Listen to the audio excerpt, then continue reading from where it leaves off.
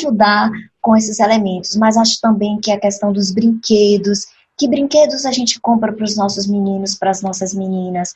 A gente compra bonecas negras, bonecos negros, quer dizer, a gente contempla isso via ludicidade, porque as crianças elas vão estar construindo o pertencimento de si, a compreensão de si, do outro, do mundo, das relações, através da ludicidade. Então, por isso a literatura infantil, por isso os brinquedos, né? Por isso os jogos. Então, tem jogos, quebra-cabeças, que falam sobre países africanos, né? Então, vamos trazer esses jogos para nossas casas, vamos comprar bonecas, né? Vamos imitar histórias, vamos ouvir músicas e poesias, né? Então, eu acho que é via esses elementos do sensível mesmo, sabe, do estético, que a gente pode trazer esse tema para dentro das nossas famílias e para a educação das nossas crianças.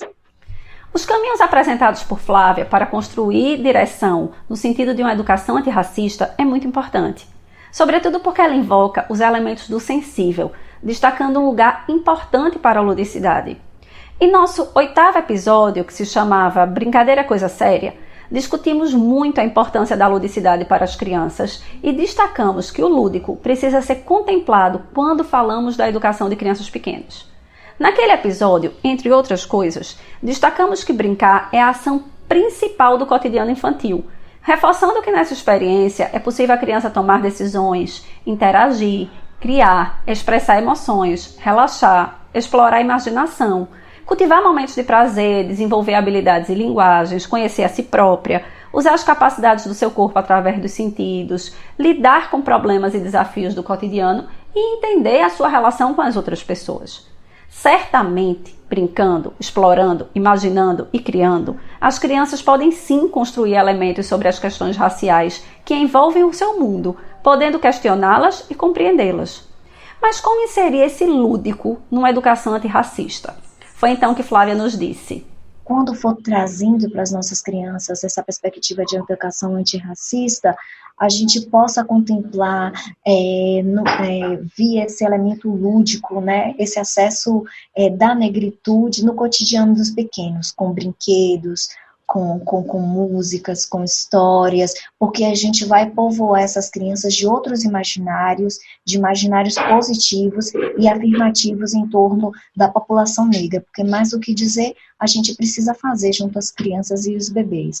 A gente precisa também, dentro de uma perspectiva de educação antirracista, incentivar que as nossas crianças, que os nossos meninos tenham empatia pelos colegas, pelos primos, né, pelos amigos, por pessoas até desconhecidas. Então, assim, ir aos poucos, na medida do que é possível com as crianças, né, e traduzindo um pouco para elas, mas assim, e fazendo com que elas vão se colocando no lugar do outro, né, fazendo com que elas entendam o espaço que aquela outra pessoa ocupa e que às vezes é difícil para ela estar naquele lugar, que ela sofre com um determinado tipo de fala, com um determinado tipo de piada que não é piada, de brincadeira que não é brincadeira. Então, educar dentro de uma perspectiva antirracista é pensar, o meu filho tem amigos negros? A minha filha tem amigas negras? Se não tem, como é que eu posso favorecer isso para que no dia a dia, na interação com as outras crianças, ela possa ir desconstruindo várias ideias que rondam o nosso imaginário social coletivo? Uma educação antirracista ainda é deixar bem explícito para nossas crianças que nós somos diferentes enquanto pessoas. E as diferenças nos constituem enquanto espécie humana, mas que essas diferenças não podem ser transcodificadas, ser traduzidas em faltas de direitos, em desigualdades, não é? Diferentes, sim, desiguais, não. Todos somos pessoas que temos direito a uma educação boa, uma saúde boa, e a gente precisa estar colocando isso para os nossos pequenos e pequenas desde o começo.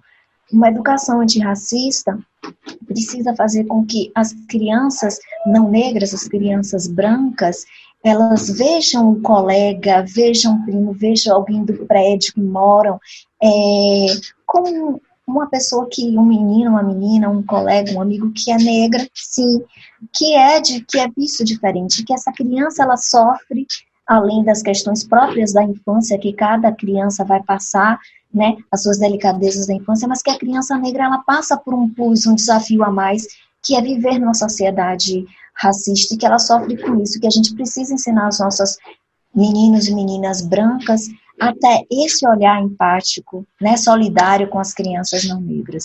Em uma educação antirracista, a gente precisa compreender que as crianças, elas não nascem racistas, nem as crianças negras, nem as crianças não negras, mas elas se tornam racistas porque elas estão inseridas num coletivo, numa sociedade que é racista, e que por isso a gente precisa, enquanto adultos, rever as nossas práticas se a gente quiser, de fato, educar as nossas crianças dentro de outra perspectiva de sociedade. Não há dúvidas de que Flávia Damião está coberta de razão. Nós não nascemos racistas, mas vamos nos tornando quem somos à medida em que vamos aprendendo a ler o mundo a partir de determinadas lentes. No caso das lentes brasileiras, infelizmente, são lentes ainda muito racistas. Um estudo publicado por Nancy Franco e Fernando Ferreira, chamado de Pesquisar e Educar para as Relações Étnico-Raciais na Educação Infantil, uma luta contra o ruído do silêncio, nos evidencia que essas lentes racistas começam a influenciar as crianças desde muito cedo. Segundo eles, entre 3 e 5 anos de idade, a criança já começa a perceber a diferença racial e, ao percebê-la, vai interpretando, hierarquizando, colocando muitas vezes a branquitude como superior. Com isso, desde pequenas, as crianças brancas em nossa cultura vão se mostrando confortáveis com a sua questão racial, ao passo que as crianças negras pequenas já começam a se mostrar desconfortáveis em sua condição de negras, desejando, algumas vezes, mudar o tipo do cabelo, a cor da pele, etc.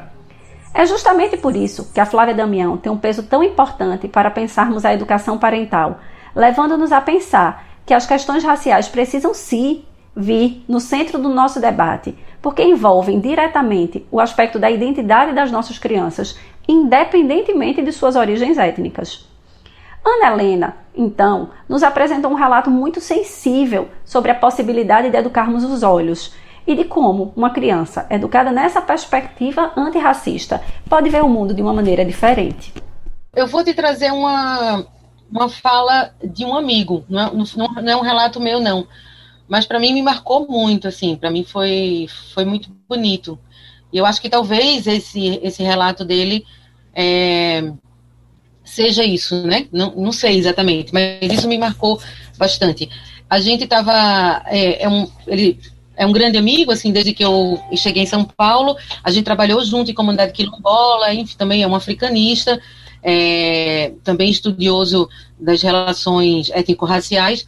E a gente troca muito, e ele frequentava de vez em quando a casa da gente, junto com, né, nesse contexto que eu já te falei, de ser também um espaço de luta antirracista.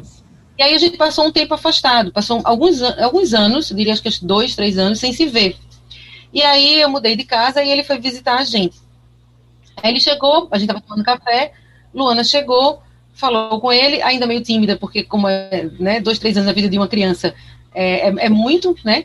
E aí eu perguntei, mas você não lembra? Você lembra dele? Ela meio assim, um pouco tímida de não lembrar, mas chegou, olhou e falou assim, eu lembro pouco, mas tudo bom. E deu um abraço nele, mas olhou, né? Deu um abraço e saiu. Quando ela saiu, ele falou assim para mim, Ana, eu fico tão feliz de ver Luana. Aí eu falei, que bom, né? Realmente ela cresceu. Ele falou assim, não, você não tem ideia. Luana conseguiu passar para mim agora uma coisa muito difícil de se passar. Ela olhou para mim e ela olhou de verdade. Aí eu fiquei assim, meio... Eu sabia o que ele estava me dizendo, mas eu fiquei tão emocionada que eu não conseguia, porque a sensação é que, assim, eu tinha alcançado, né, um elemento possível, que é realmente ela tinha limpado os olhos. E o olhar é uma coisa muito importante para a luta racista. Às vezes, mais do que textos que a gente possa oferecer, sabe? E ela realmente, ele sentiu dentro dele que ela tinha olhado. Ele estava falando sobre um processo de humanidade, né? Que é a grande luta antirracista, é a gente construir humanidades iguais. Então, para mim, eu acho que esse é o relato mais importante, assim, que eu tenho e que eu fico feliz, assim. Infelizmente, esse debate sobre a educação antirracista ainda fica muito restrito às práticas parentais de famílias negras. Não podemos continuar acreditando que esse é um assunto que se restrinja apenas ao cotidiano dessas famílias, ou de outro modo, acreditando que talvez o racismo em nosso país nem exista. Sobretudo considerando a família como um alicerce para as aprendizagens sociais dos indivíduos, sendo o locus no qual as crianças aprenderão sobre tantas coisas, incluindo a questão do pertencimento racial, a discussão sobre raça e racismo precisa ser feita entre todas as pessoas de todas as origens étnicas. Quando falamos isso, não estamos tratando apenas sobre o fato de nos reconhecermos negros, brancos ou de origem asiática. Estamos falando da tomada de consciência de que a questão racial está no centro de uma formação social mais ampla e que, querendo ou não, cruza a nossa identidade. É nesse momento, então, que Ana Helena chama atenção sobre esse aspecto, refletindo sobre os impactos de uma educação antirracista em uma família de pessoas brancas, por exemplo, e as tensões que se enfrenta nesse encaminhar para encarar essa racialidade. Uma coisa importante é a questão da beleza negra. Eu percebo que é orgânico dela, é realmente sincero ela achar pessoas negras muito bonitas, né? Então, mas eu acho que esse trabalho de 2, 3 anos, era a quantidade de bonecas negras que ela tinha, livros de literatura negra indígena que ela tinha. Uma coisa muito importante, no processo da separação, né, me separei do pai dela, e eu comecei a ficar mais ativa no movimento negro, e inclusive uma boa parte né, um pedaço de discussão ligada ao movimento negro cultural, às vezes acontecia um pouco na minha casa, ou no entorno da minha casa, né, no bairro que eu morava em São Paulo, ou na minha casa. E isso foi muito bom para ela também, porque ela viveu ali naquele debate, ela participava ou não participava, ela perguntava por que as coisas aconteciam, por que as pessoas sofriam, por que aquilo era sofrimento, e ela passou por algumas tensões também, e que eu acho que é uma coisa interessante que a gente tem que ter em mente, assim, não são flores, né? Então, o desafio para a família branca é você estar de acordo em dizer ao seu filho que ele é branco ou ela é branca, mesmo sabendo que isso vai trazer dores, porque um dos privilégios brancos é você não falar sobre isso não ser um assunto, e você não passar pelo confronto da identidade. É claro que é uma dor completamente diferente do que uma criança negra, né? Porque a criança negra ela é negada a sua autoestima, é negada a sua identidade, é negada seu processo, inclusive, de recurso, né? De educação boa, muitas das vezes. Mas a criança branca também, quando encara a sua racialidade, ela tem que se confrontar com a vida, né? E o confronto com a vida é muito difícil.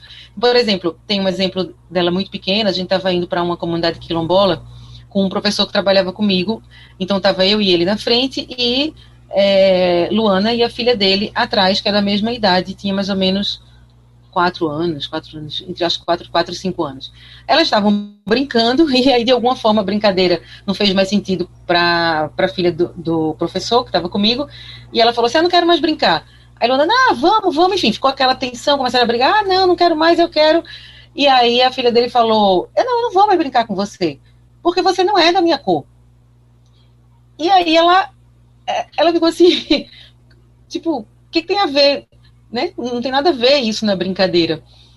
E aí ficou aquele constrangimento, assim, geral, e assim, você imagina que era um professor também africanista, dos estudos das relações raciais, mas ninguém sabia lidar com a situação, o conflito, e aí Luana chorou, assim, e aí a gente teve que explicar uma coisa muito maior, que não fazia sentido para nenhuma das duas naquele momento, foi uma arma ali de confronto de tensão, mas você imagina isso numa dimensão escolar, né? Então, preparar uma criança branca para ser racializada na sociedade é dizer verdades para ela que muitas vezes o privilégio branco omite, silencia. Então, também entender que tem dores, também entender que tem tensão, trazer essa atenção. Também não é só chegar e dizer assim, olha, você é branca, pronto, vamos embora, vamos para o shopping. Enfim, vamos viver nossa vida falando para pessoas de classe média. Claro, a gente tem pessoas brancas em todas as classes sociais, mas precisa trazer o entendimento do que é ser branco.